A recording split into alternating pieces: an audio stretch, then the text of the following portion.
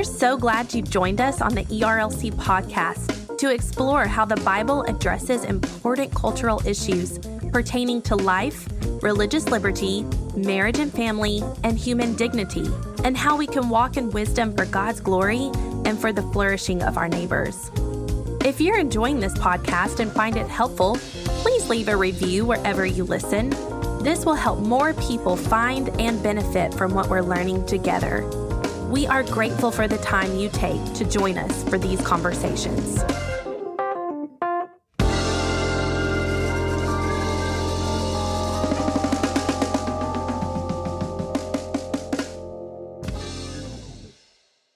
You're listening to the ERLC podcast. Hey, I got to show you guys something awesome. Are you looking at me? Josh, you shaved your hair? Yeah, I did. Why did you shave it? It was an emergency. That's Why was it an tight emergency? fade, What happened? brother. Did you get your hair caught in the fan or something? Did you have lice? No, literally, I was asleep in the middle of the night, and both eyes, the hair, got me in the eyes. It woke me up in the middle of the night. That is the weirdest thing I've ever heard in my life. Hello, and welcome back to this week's episode of the ERLC podcast, where each week we're talking about our work here at the ERLC and focusing on what Christians need to know about the things going on in the world. I'm Josh Wester, and with me on the podcast today, as always, are my co-hosts, Lindsay Nicolay. Hello. And Brent Leatherwood. Hello, once again from Tennessee. Man, Brent is back in the land of the free, and he is just, he is absolutely thriving. So we're excited about the show today. Later in our show, we're going to talk to a special guest, Charles Clark, who's the Vice President of Mobilization at the IMB, or the International Mission Board. We're excited to talk to Charles and get an update on how coronavirus has been affecting the SBC's missions work and our missions force. And so we're, excited to talk to him later in the show. But Lindsay, let's go ahead and get into it. Tell us what the ERLC has been talking about this week. Okay, guys. So first up, we have an article by Aaron Mercer, who has spent a lot of time in D.C., a lot of time dealing with policy issues, and he gives us a warning about something that we need to be aware of and prayerful about and standing against, and that is a rise in anti-Semitism. And he reports an increase globally in anti-Semitism. So the United States Commission on International Religious Freedom just recently released its 2020 annual report, and we had an article up on our site about that. But what Aaron does is take a deeper dive to look at these rising occurrences of anti-Semitism. And for instance, there is a 27% increase in anti-Semitic acts in France. In the UK, the commission notes a 7% rise in offenses.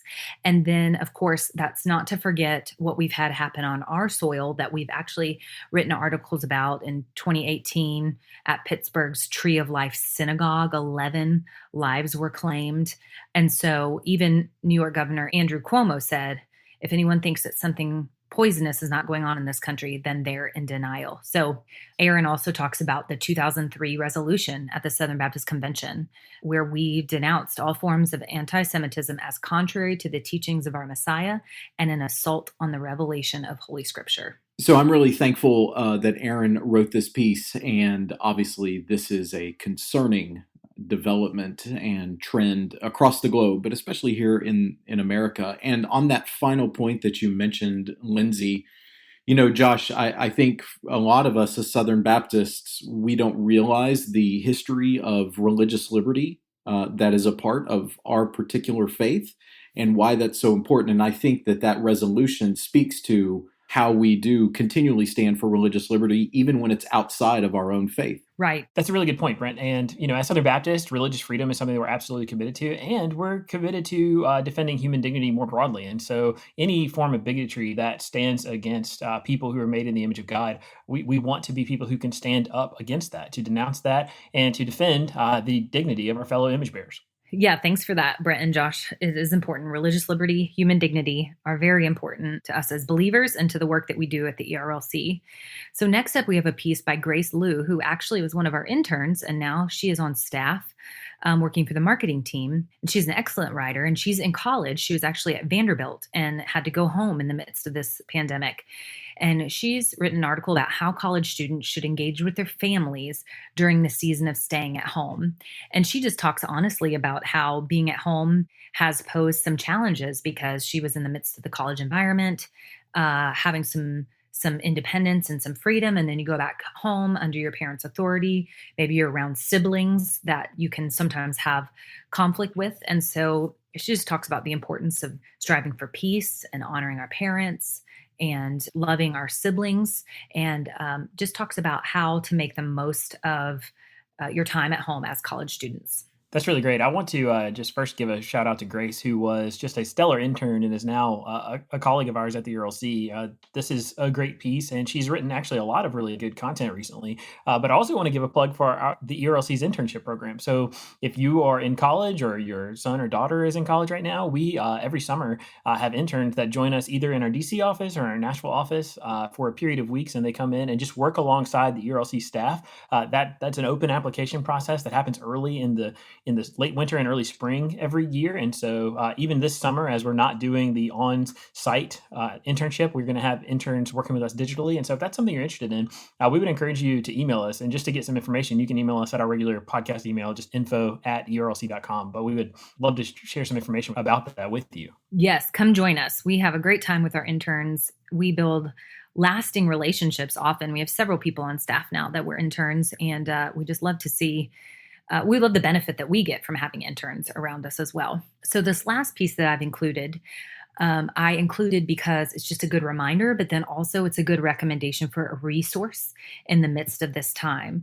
And it's a piece by Hanna Welch, who is on our leadership council. And she does a review of Elizabeth Elliot's book, the queen of all things evangelicalism. I don't know. What do we call her? She's just the queen. Like, she's the original mama hen. And Hanna has written a review about her book, Suffering is Never for Nothing, Heeding Words of Wisdom from Elizabeth Elliot. And this book was released after Elizabeth Elliot died. But she just draws out a few lessons that she learned from this book, which were just good reminders for me. So some examples are suffering is necessary in order for us to grow in Christ. God is there for us in our suffering. We can ask God why we are suffering. She recommends doing the next task at hand and thanking the Lord no matter what.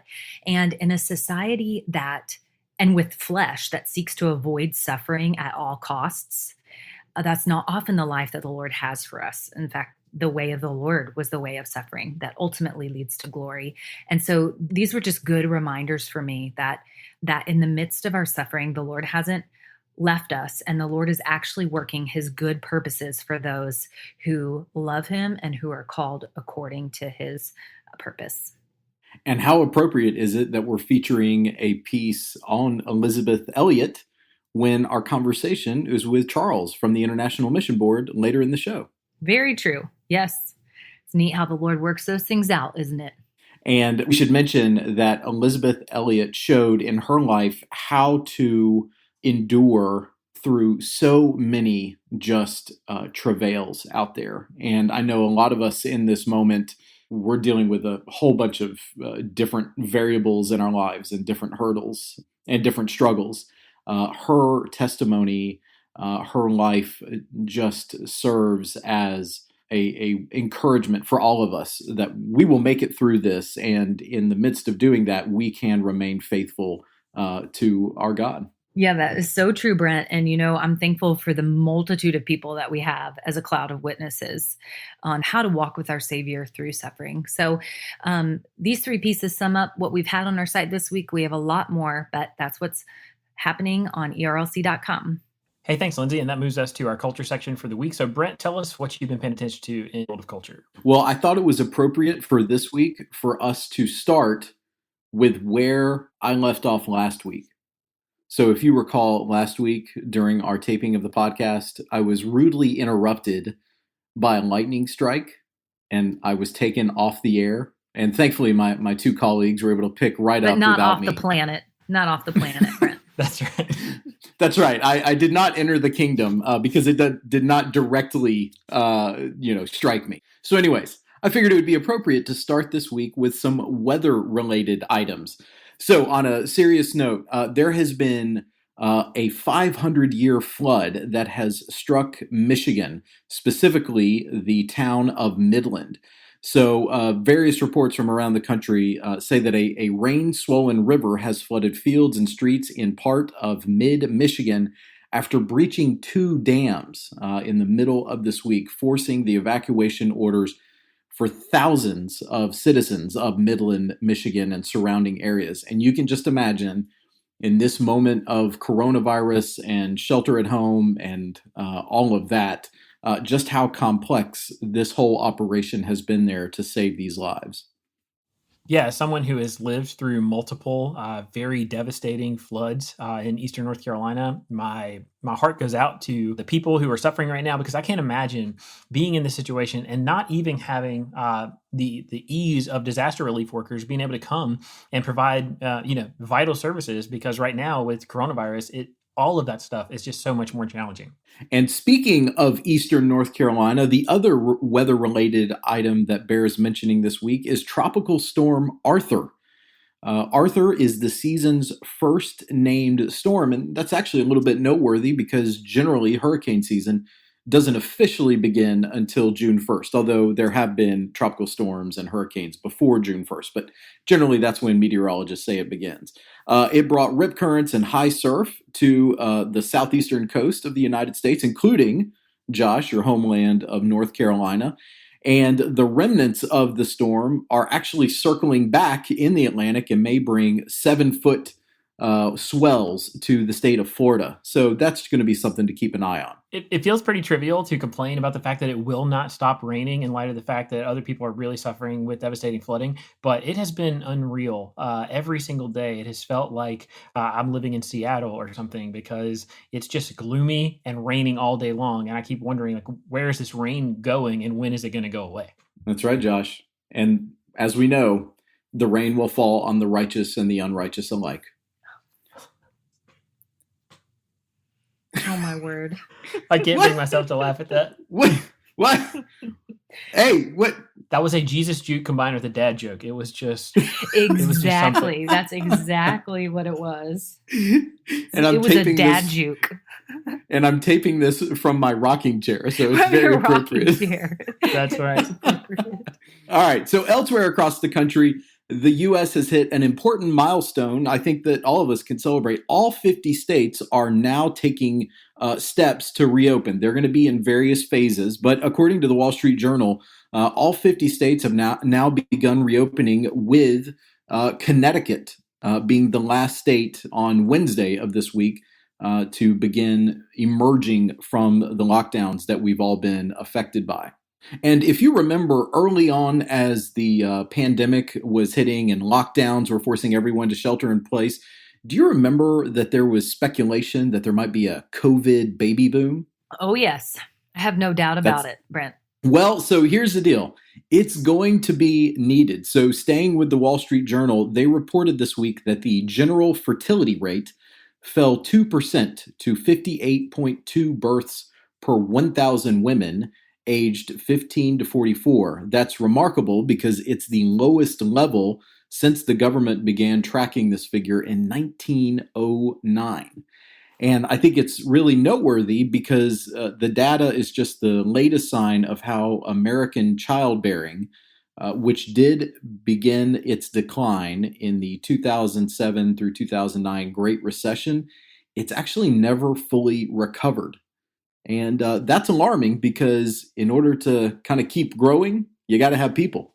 Yeah, honestly, Well that's something stated, that I find Brent. to be yes, that's profound. It's something that bothers me a lot, like when I think about it, because it seems like there is this connection, and I don't know how direct the connection is, but there is some connection between a growing sense of secularism and a lack of childbearing and a lack of like family formation, and so it is kind of alarming to see the birth rate drop to such a degree. And Brent, you have this note in here that millennials have been slower to form families than previous generations, in part, economists say, because they're less financially secure than those before them.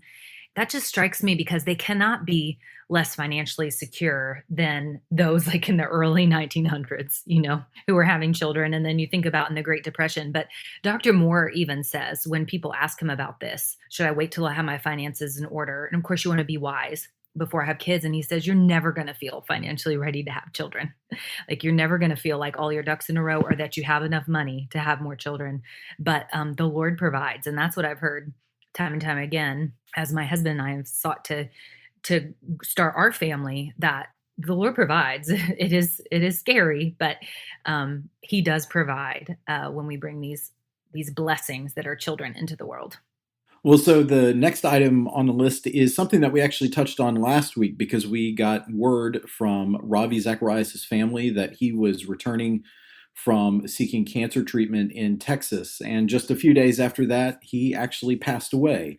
So from Christianity Today, their summary was this: the well-known apologist died on Tuesday of this week, 2 months after it was announced that he had been diagnosed with cancer. He was 74. The popular author and Christian teacher was known for his work through Ravi Zacharias International Ministries, which focused on apologetic arguments for the existence of God and the reasonableness of Christianity. He preached in more than 70 countries and authored more than 30 books during his 48-year career. And it is a career that touched a number of folks that we know, a number of us on staff, and I think it helped more than a few of us who struggled in our early days with Christianity. I know for me personally, it was pretty devastating. Tuesday, finding out about Ravi's passing was a really hard day. I actually sat down. I didn't even necessarily intend to. I just sat down and started typing out some of the feelings and the thoughts that I was having, and I passed them on actually to Lindsay, who is the queen of content at ERLC, and just said, "Hey, do you think this is worth sharing with anybody else?" She ended up posting it on ERLC.com. It's basically just a reflection on what I learned from Ravi Zacharias. His ministry was instrumental in bringing me through the darkest season of a spiritual crisis that I've ever experienced in my life. Ravi showed me that it's not only possible but necessary to hold on to your intellect, to be able to use your abilities to reason while being a person of sincere and deep faith. That these things are not in conflict with one another, but that in fact Christianity is an eminently rational religion. And he helped guide me through that period of darkness. And I've been so grateful for his ministry for more than a decade personally. And I know that, as we look around on social media right now, you can just see that thousands and thousands of people sharing stories about how Ravi's ministry encouraged their faith, helped bring them to faith, or sustained them through periods like the one that I've described for myself. So anyway, it is a devastating loss, and it's something that I'm grateful to God for Ravi's life, and I pray that He would raise up many more men and women who can be that kind of standard bearer for the gospel in the days to come. Well, I appreciate those thoughts for sure. So given that Zacharias preached on 6 different continents, I think that's a fitting jumping off point to look at international events that took place this week, of which there were several. So let's begin with weather here in this section as well, as cyclone Amphan slammed into coastal towns and cities in India and Bangladesh on Wednesday afternoon. 80 deaths have been reported so far, but leaders say that the large-scale evacuations that took place as the storm approached may have saved countless lives. And just as we mentioned earlier with Michigan, you can imagine just the hurdles of evacuating people in the midst of the coronavirus epidemic. Many folks, on that note, are wondering what the future of international global health leadership may look like in the wake of the pandemic. Well, we've been given a potential preview this week. Chinese President Xi Jinping told the 73rd World Health Assembly that China's funding package would aid economic and social development in developing countries hit badly by COVID-19. As a matter of fact, he pledged billions of dollars to go to the World Health Organization. That contrasts with President Donald Trump's move to withdraw donations from the WHO, which would mean stepping back as the organization's biggest financial backer. Now, the U.S. hasn't made a final determination about its funding, but it is expected to come in the next few weeks what that will be. This is important just because we're all thinking through what is our world going to look like after coronavirus, be it domestically in our own backyards or internationally. And according to the English newspaper The Guardian, this is a really hopeful note. Suicides are down significantly in Japan. The suicide rate in the country fell by 20% in April compared with the same time last year, and that's the biggest drop in 5 years. Which is some heartening information, Brent, and I just wonder if it has something to do with the coronavirus and the pandemic shutting things down, not having as much pressure on them, maybe maybe having time with family. I don't know, but that's a huge drop in a culture that has been plagued with this. That's exactly right, Lindsay. And that's actually what the article points out, is that because people have been sheltering place in their homes, there has been less pressure on them to perform either at work or at school, which is another source of pressure. And so this is actually a really promising development for the culture. Which is also just something for us to think about as Christians, as we live our lives, as we raise our families, those with families, thinking about how do we want to live them? Because we're seeing this data come out. There's some data about increased anxiety, but there's data about kids with decreased anxiety. In Japanese, suicide rates fall, or in Japan, the suicide rates fall. So what does that say about the pace that we try to keep often, like keeping up with the Joneses? And what does that say for the pace that we need to choose for our families in the future when we go back to quote unquote normal? You're absolutely right. And that pace, that hectic pace, it apparently is something that folks wrestle with across different cultures. So that's a good reminder. Speaking of coronavirus and its effect on things, our sister SBC entity LifeWay announced this week that camp sessions for 2020 have been canceled because of continued concerns stemming from the outbreak. So Ben Trueblood, who's the director of students at LifeWay, told Baptist Press the decision came after monitoring the impact of the pandemic and evaluating guidance from the CDC and other local and state authorities to ensure, quote, that we are taking the right actions to protect our campers, our staff, and the communities where we host camps. In the days ahead, LifeWay Kids and LifeWay Students teams will be working to provide digital resources, including Bible study materials, devotion materials, worship services, and more, to assist our children and student ministry leaders across the SBC. It's a necessary but a sad turn of events because of how the Lord works during camps. Our own Megan Smith, a research ninja behind the podcast, was a camp staffer and has so many friends that were in the midst of that. And then my life was changed or affected, at Centrifuge Camp. I was able to serve at a Missionfuge camp.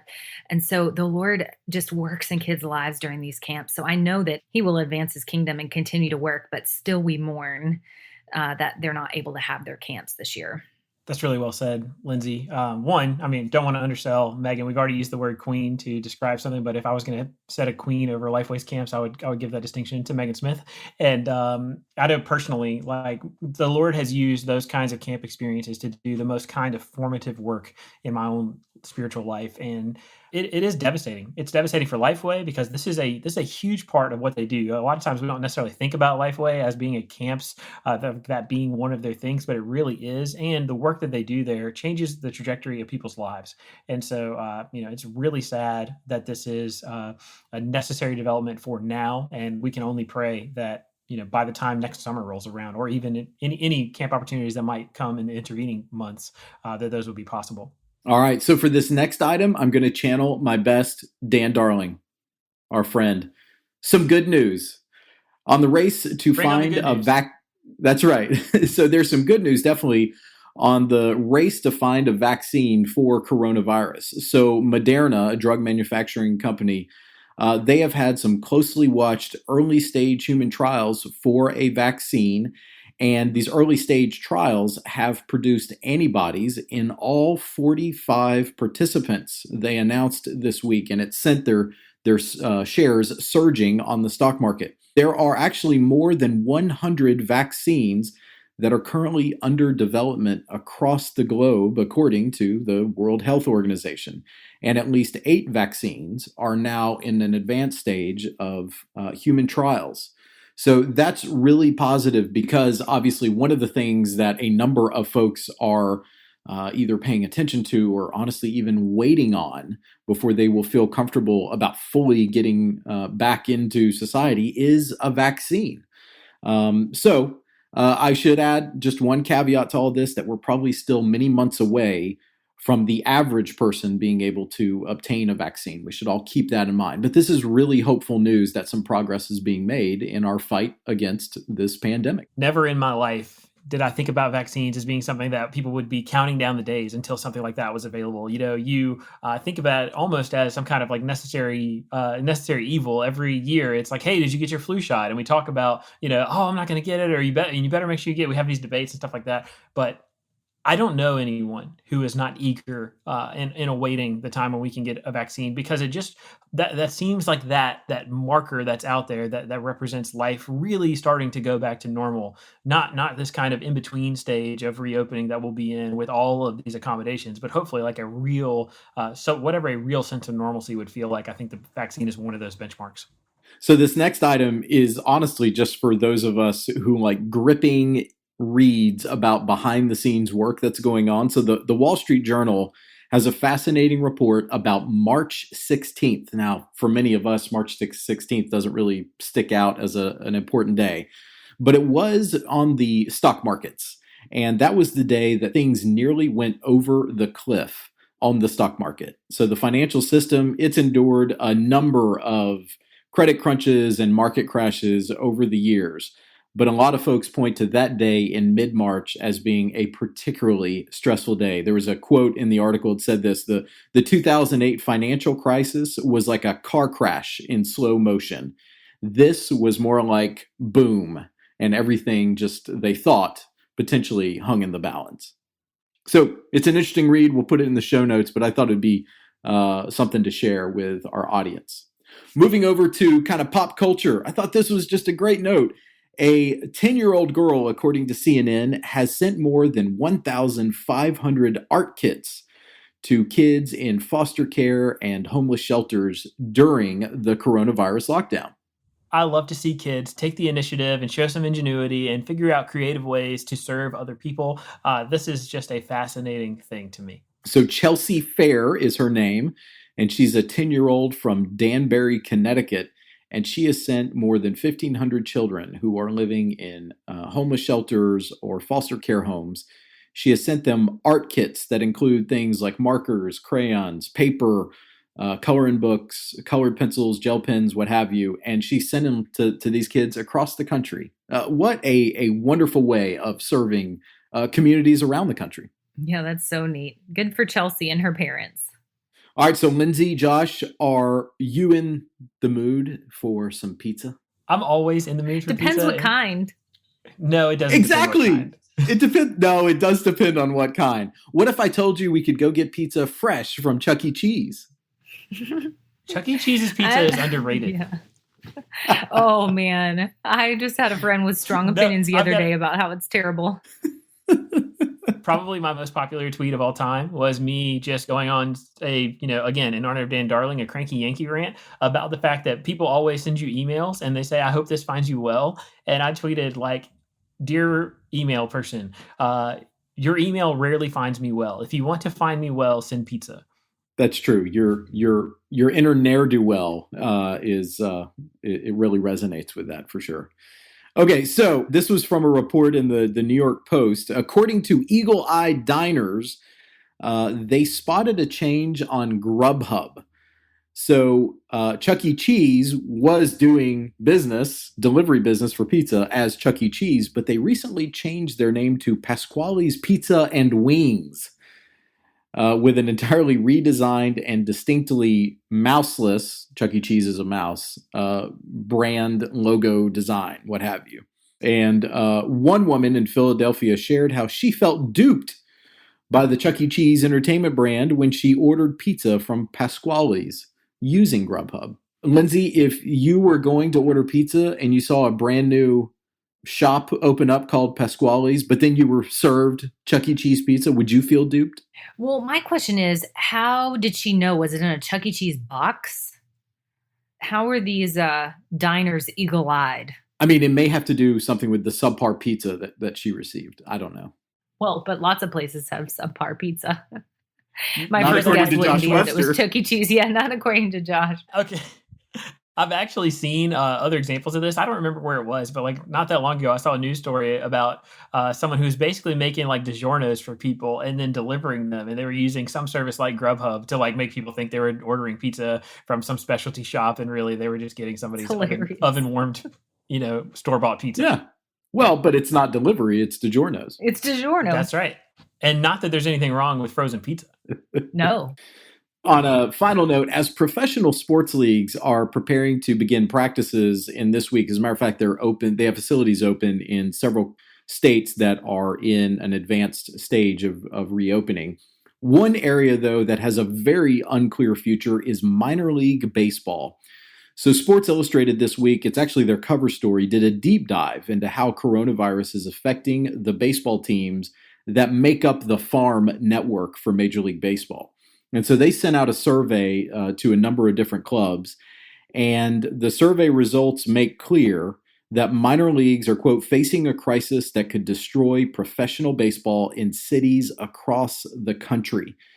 They said that this moment is pummeling minor league baseball teams. And so as someone who's originally from Chattanooga, Tennessee, and the beloved Chattanooga Lookouts, who have been there since the late 1800s, they are a team that is facing a financial crisis in the midst of this. And I got to tell you, this just kills me because minor league baseball is just a part of America. Brent, this is a fun thing where I'm literally only talking to you on the podcast, but I grew up going to watch the Carolina Mudcats play baseball all the time, and they played the Chattanooga Lookouts all the time. And so, who knew that even many years ago, we were watching the same teams play each other, probably in North Carolina and in East Tennessee. Yeah. I mean, I've got last summer, I took the kids to a game in Chattanooga, and they got to run the bases right after the game. And to think that experience. And look, here's the deal. I mean, for most people, when they go to a minor league baseball game, it's in many ways less about the final score and just more about the overall experience that you get to have with whomever you're going with, family, what have you. And to think that this might be a victim of coronavirus, we're going to lose a instrumental part of the fabric of American society. Well, Josh and Brent, I know that y'all are worried about this and kind of mourning, but what I would be mourning is the fact that I wouldn't be able to go to the concession stands, because that's why I go to a baseball game. Give me a pretzel with mustard and a fizzy Coke and some peanuts and Cracker Jacks, and I'm a happy camper. Well, you actually are proving my point that in many cases, it's less about the game and more about the experience that you get to have there. So we need to band together and try and save minor league baseball. So, Lindsay, Josh, that's your look at This Week in Culture.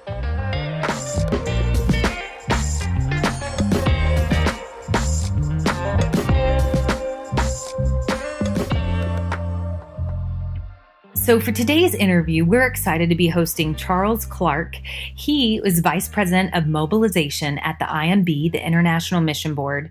And we are so thankful at the SBC for the IMB, for their heart for the nations, for sending the gospel to the nations.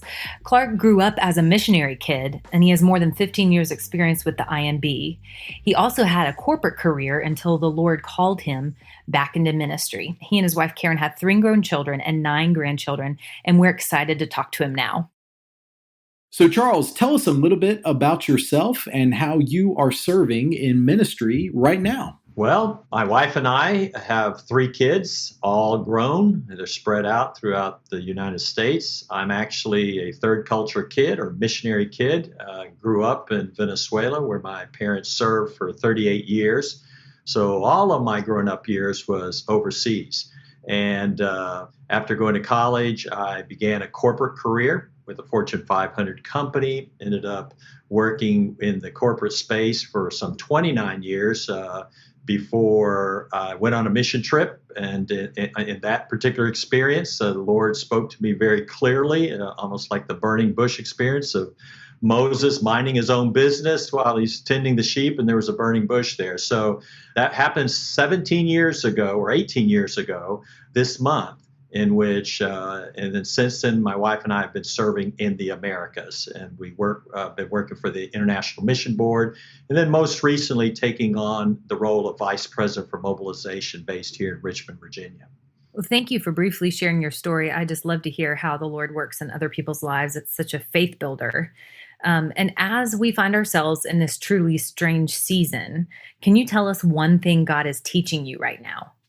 Well, I tell you what he's teaching me is something that I also, as I went from the corporate career, which is very different as you can imagine, to ministry and missionary in particular, and that was a recognition of the total need of dependence on God and dependence on a God who is faithful.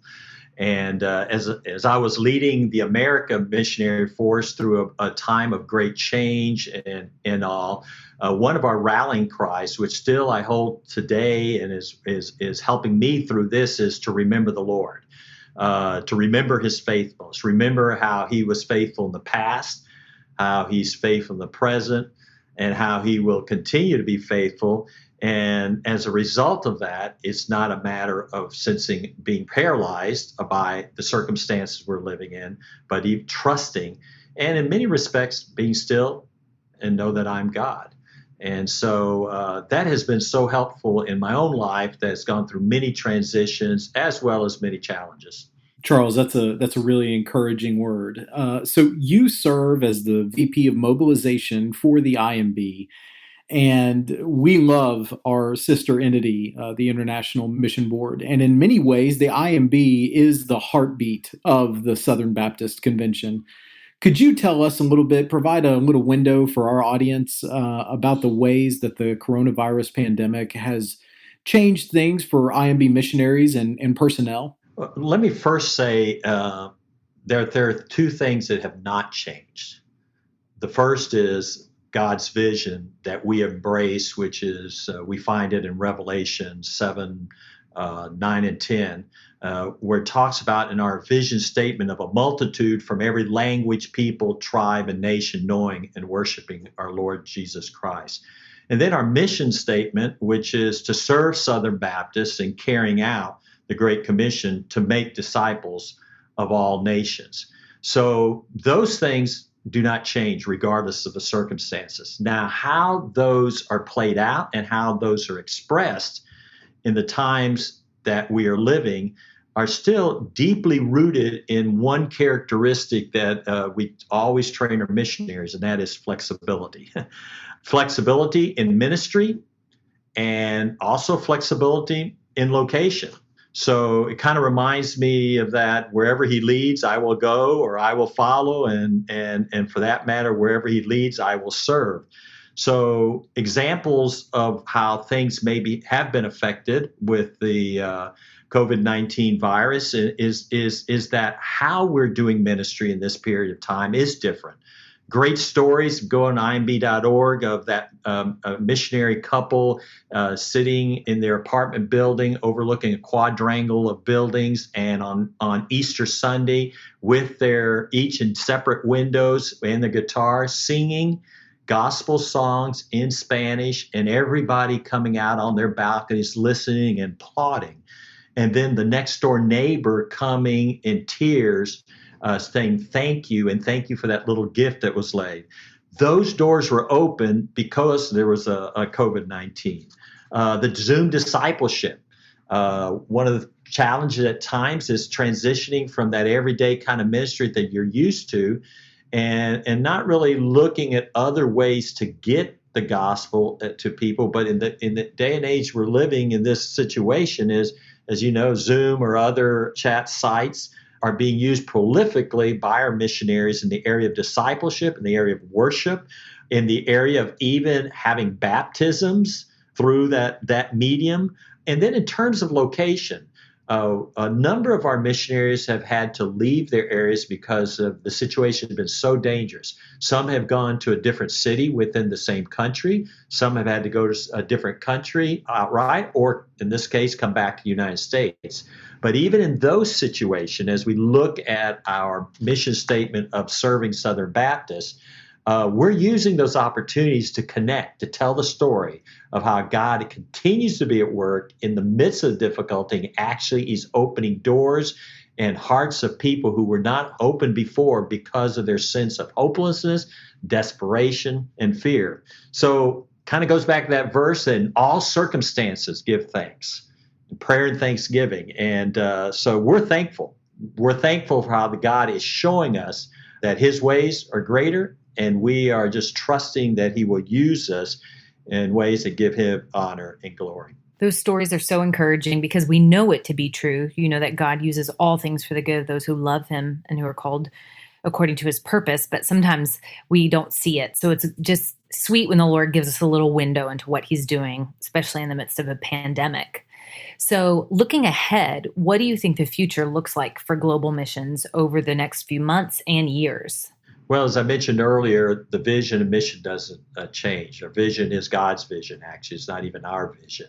And the mission is, as an entity of Southern Baptist, we are committed to continue to serve, to help make possible for churches to be sending bodies of their members to the nation. So, and then, of course, as you look at how is it going to play out, it's a good question. But we do know several things, is that this has forced our missionary force to look at ministry in different ways. So in many respects, I see it where as things slowly but surely get back to whatever that new normal is, that those traditional opportunities of outreach will remain. But our eyes have been opened to how we can be more effective in using technology.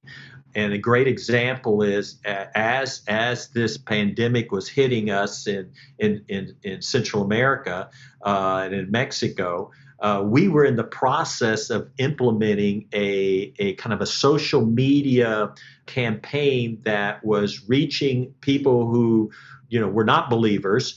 And we were using unique methods by technology in which we were capturing those and then leading to the next phase of conversations.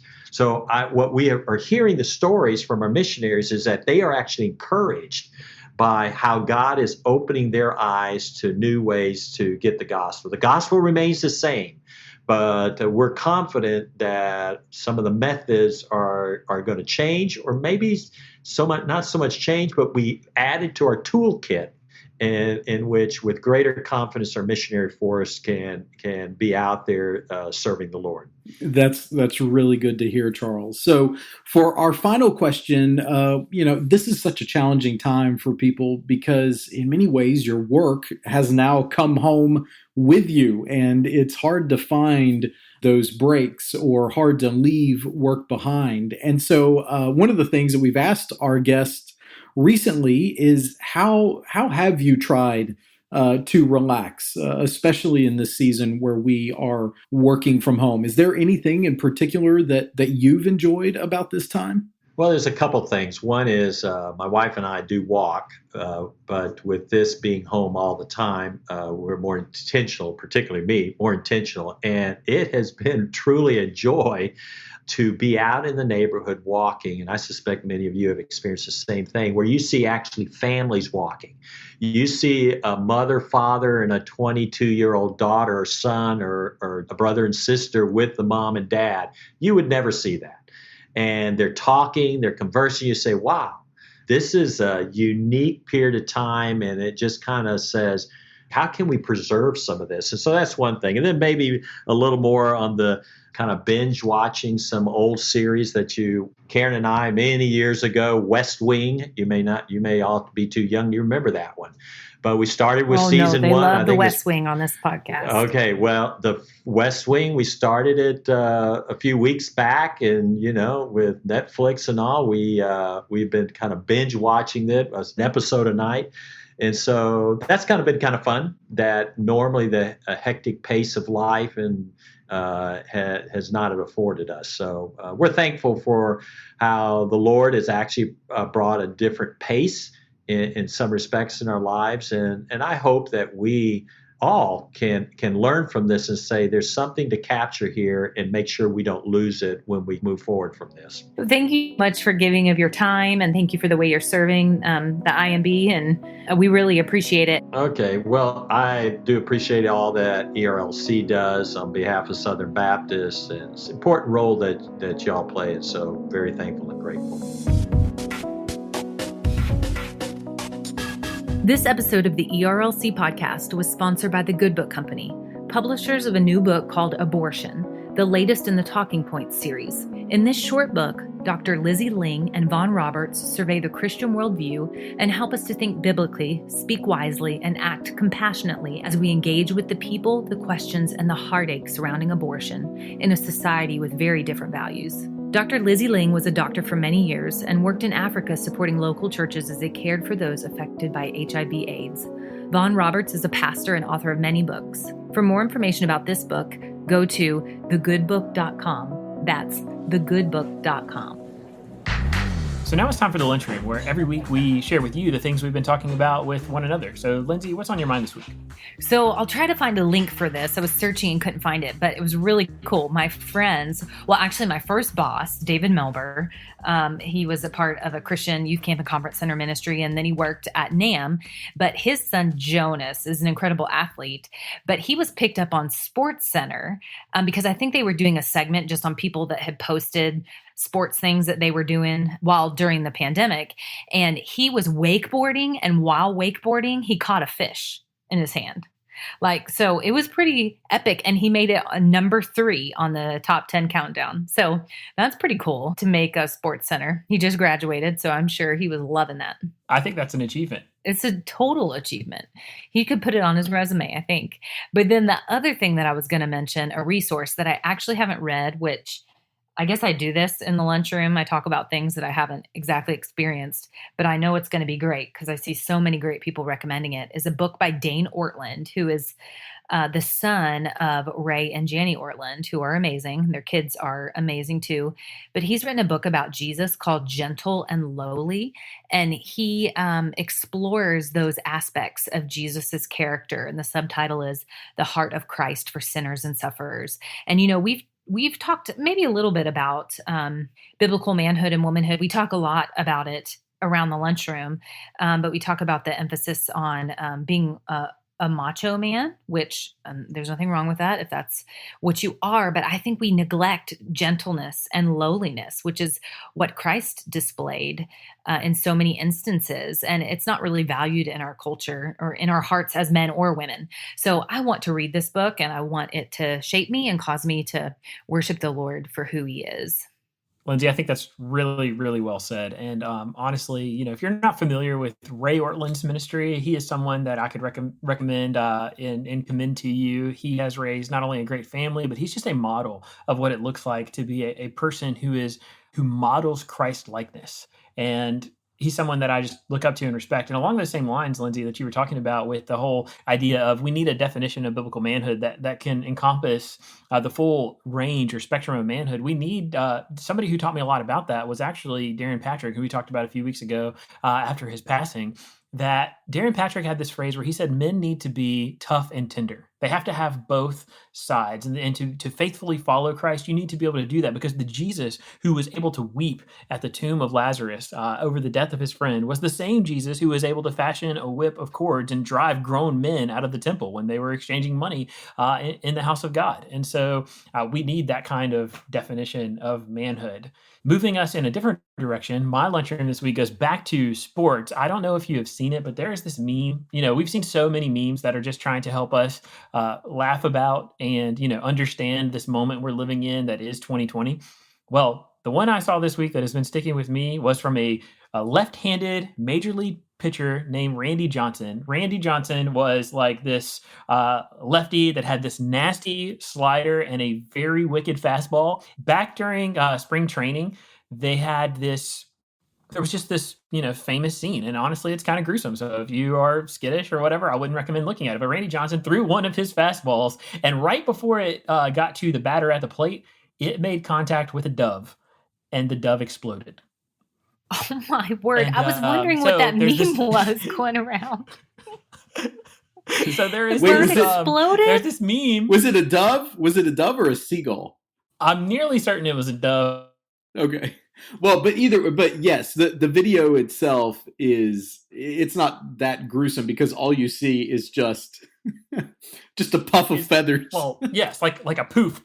That's right. I mean, it looks like you dropped a bag of flour. And I actually looked back because I was really interested, and I went and read an article about this happening, because I was like, okay, but was that a ball, a strike? Like, how do you deal with that? And the ball was ruled dead. And so that was one of the very few times that the pitch essentially just didn't count.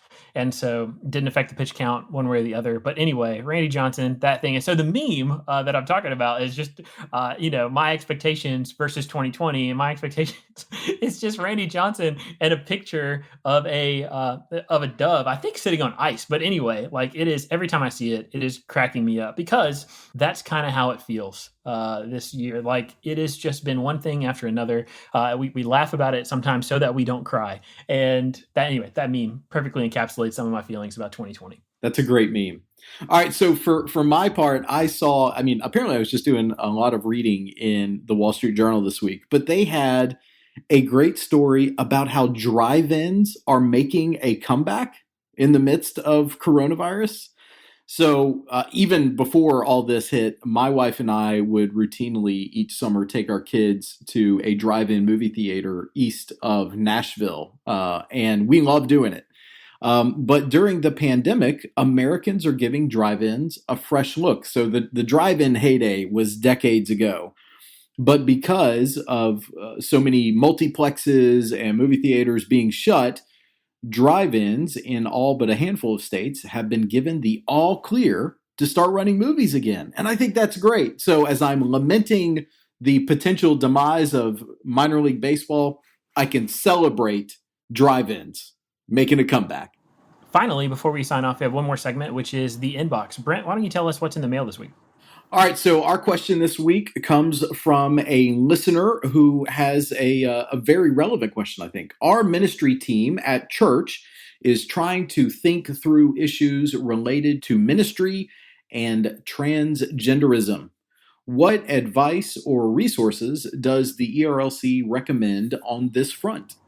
I think the first thing that I would say is our former colleague, Andrew Walker, who is now a professor at Southern Seminary, wrote a book while he was working with us called God and the Transgender Debate. And that book, it came out several years ago, and it is still incredibly relevant. It provides a lot of the kind of foundation level information that you would need in order to think through these kinds of issues as you're seeking not only to minister to people who are transgender or experiencing gender dysphoria, but also as you're trying to think through strategies as a church or as a ministry team about how to address this with your own congregation and how to handle various situations that might come up.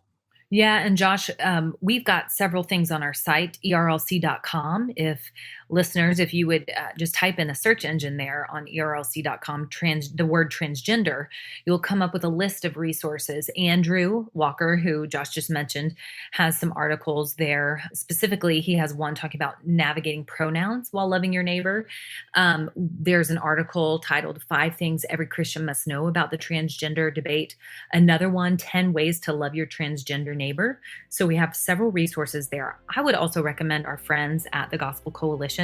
They always have good, helpful, biblically solid resources. So thegospelcoalition.com. And again, you'd probably type in transgender in that search engine.